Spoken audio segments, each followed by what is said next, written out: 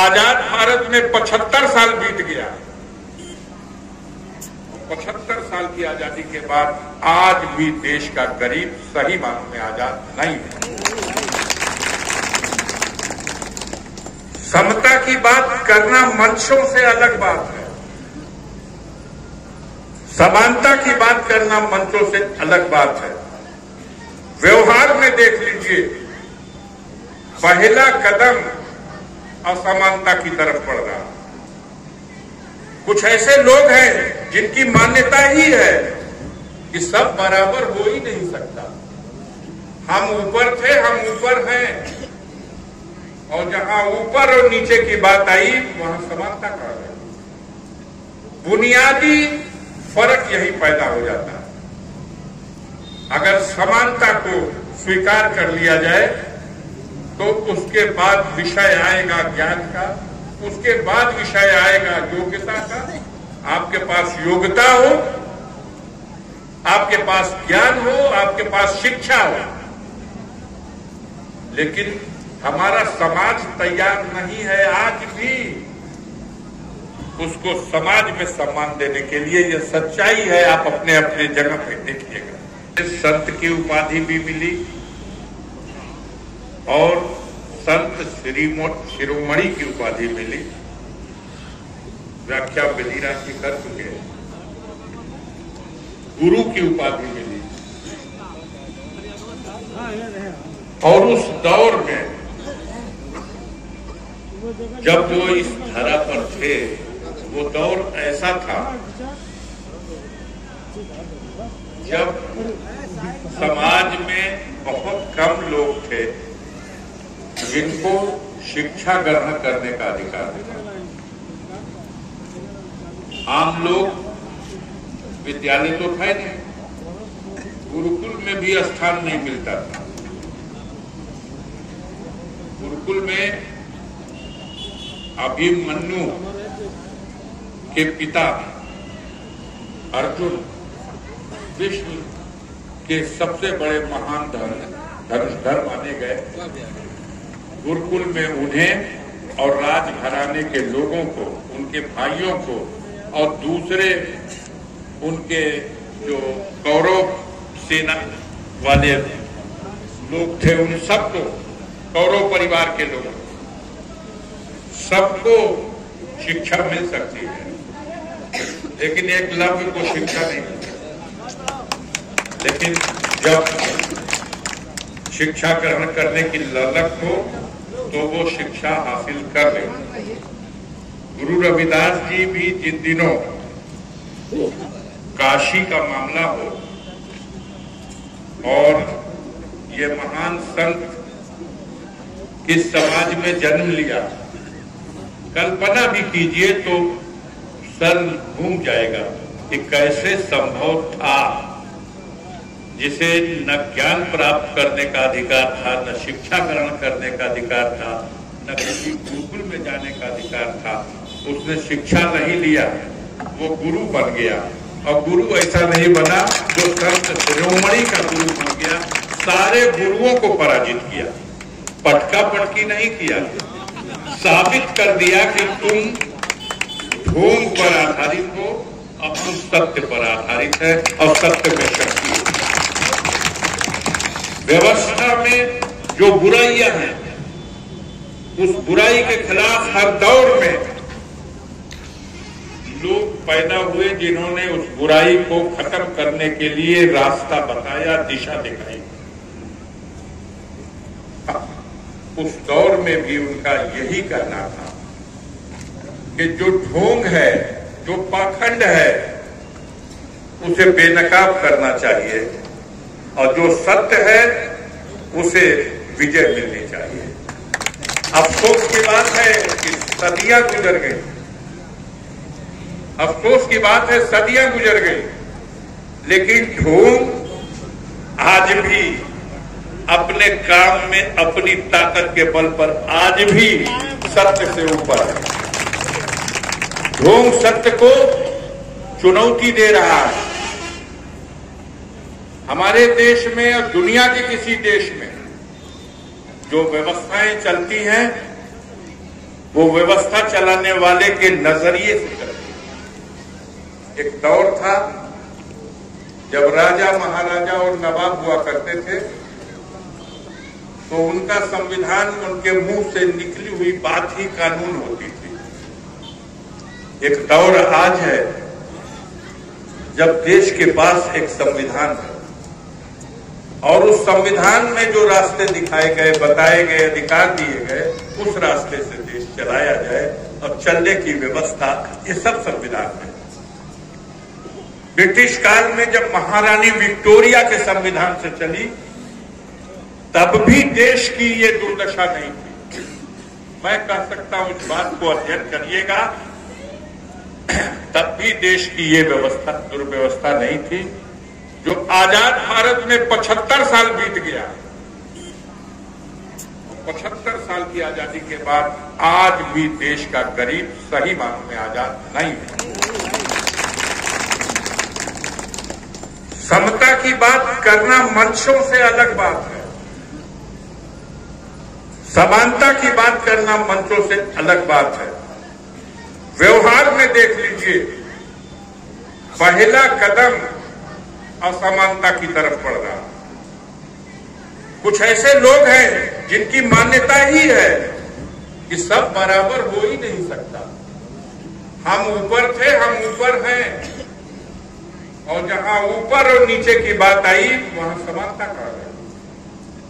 बुनियादी फर्क यही पैदा हो जाता है। अगर समानता को स्वीकार कर लिया जाए तो उसके बाद विषय आएगा ज्ञान का, उसके बाद विषय आएगा योग्यता का। आपके पास योग्यता हो, आपके पास ज्ञान हो, आपके पास शिक्षा हो, लेकिन हमारा समाज तैयार नहीं है आज भी उसको समाज में सम्मान देने के लिए। यह सच्चाई है, आप अपने अपने जगह पे देखिएगा।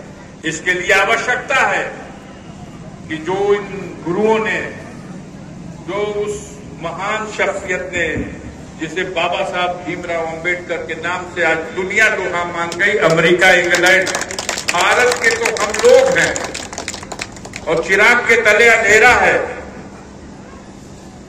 बाबा साहब भीमराव अंबेडकर को भारत रत्न कब मिला? सोचिए कभी इस पर। जिसने देश को संविधान दिया, जिसने देश को कैसे चले इसकी दिशा दी। अंग्रेजों के जाने के समय तो राजा डुमराव के वंशज, काशी नरेश के वंशज, नवाब सुजाउद्दौला के वंशज तो चाहते थे कि हमारे बाप दादा का ये हिंदुस्तान था, हमारी रियासतें थी, अंग्रेज जाए तो फिर से हमारी रियासतें स्थापित हो। अगर संविधान नहीं होता तो हम फिर आज राजतंत्र के गुलाम होते। संविधान ही है जिसने हमें आपको आजादी दी है और संविधान को बचा रखिएगा। देश तो पहले भी था, देश हमेशा रहेगा। देश की व्यवस्था कौन चलाए और किस रास्ते से चलाए, सवाल इस बात का है। अगर बाबा साहब भीमराव अंबेडकर के संविधान को हटा दो तो देश गर्त में चला जाएगा और उस मुकाम पे पहुंच जाएगा जब गरीबों के घर की महिलाओं को अपनी छाती पर पल्लू रखने का भी अधिकार नहीं था। वो भी देश भारत था। हम भारत की माटी का तिलक करें, लेकिन किस माटी का तिलक करें? उस माटी का जहां आज भी गरीब की इज्जत को इज्जत नहीं समझा जा सकता। क्या झगड़ा है? अब तो सबके लिए शिक्षा का प्रबंध है और शिक्षा हासिल करके कंपटीशन के माध्यम से भी लोग स्थान प्राप्त कर रहे हैं। लेकिन समाज जो असली चीज है, समाज में आज भी हम सम्मान देने को तैयार नहीं है। ये असमानता दूर होगी जब आपका संविधान स्थापित रहेगा। मेरी कम दृष्टि देख रही है कि भारत का संविधान भी आज संकट में है। हम अपने नौजवानों से कहना चाहते हैं, हम लोग तो 72 साल उम्र हो गई और हमारी उम्र के बैठे हुए सारे लोग ये अरमान रखते हैं कि हम रहें या न रहें, लेकिन हम अपनी पीढ़ी को एक आजादी भारत देके जाए, बाबा साहब भीमराव अम्बेडकर के रास्ते पर चलने वाला भारत देके जाए। और एक तरफ वो प्रयास करने वाली ताकतें हैं जो भारत से इस संविधान को हटाना चाहते हैं, इस संविधान को हटा करके फिर उस सड़ी गली व्यवस्था को लाना चाहती हैं, जिसमें ऊंच और नीच के नाम पर सारी व्यवस्थाओं का फैसला होगा। आने वाले समय में जागरूक रहिएगा, सोचते रहिएगा और गुरु रविदास को इस उत्सव के अवसर पर याद करिए और गुरु रविदास के आदर्श पर चलने वाले उस महापुरुष को, जिसे बाबा साहब भीमराव अम्बेडकर, जिन्होंने देश के संविधान को दिया, आज वो नहीं है, लेकिन उनका संविधान बच जाएगा तभी देश बचेगा, नहीं तो ऐसा देश बचेगा जिसको आप तिलक लगा नहीं सकते। आज वो सब कुछ समाज में नफरत पैदा करने की कोशिश, समाज को बांटने की कोशिश, पूरा देश दुखी है, कमजोर है। उन व्यवस्थाओं पर मैं नहीं जाना चाहता, लेकिन हम ये कहना चाहते हैं, जो लोग 60-70 साल की उम्र के ऊपर के हो गए, अब आपके दुनिया से जाने का रुखसत का वक्त आ रहा। अपनी नस्लों के लिए इस बात पर विचार करिए कि क्या आप भारत छोड़ के जाना चाहते हैं उन नस्लों के लिए।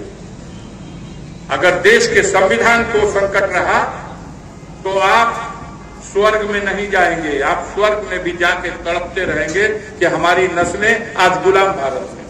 और सिर्फ एक प्रयास हो रहा है और उस एक प्रयास के लिए हर तरह का ढोंग हो रहा है, और ढोंग के खिलाफ ही तो लड़े थे ये गुरु, ये शिरोमणि, ढोंग को ही बेनकाब किया था। हम निवेदन करेंगे अपने नौजवान साथियों को, जो ढोंग है वो कोई बताने नहीं आएगा, ये आपका दिल बताता है कि ये ढोंग है।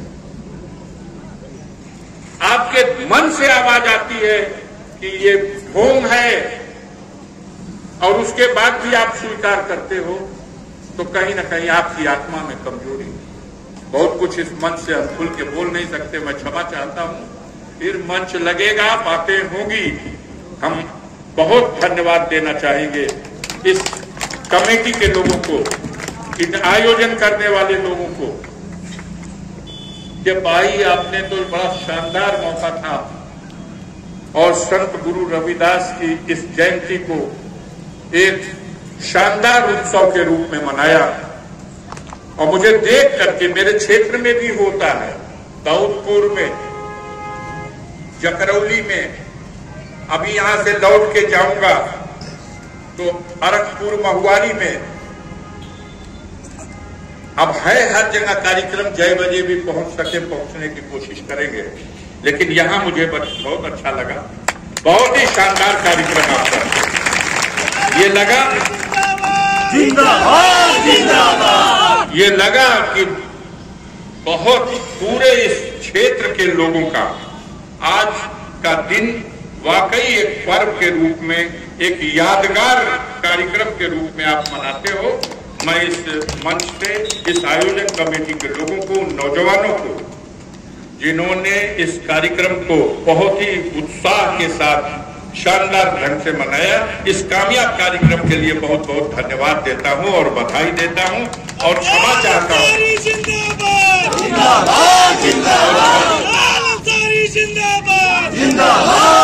मैं ये चाहता हूं कि अभी मैं दिल चाहता था बहुत कुछ बोल जाऊं, लेकिन समय इजाजत नहीं दे रहा है।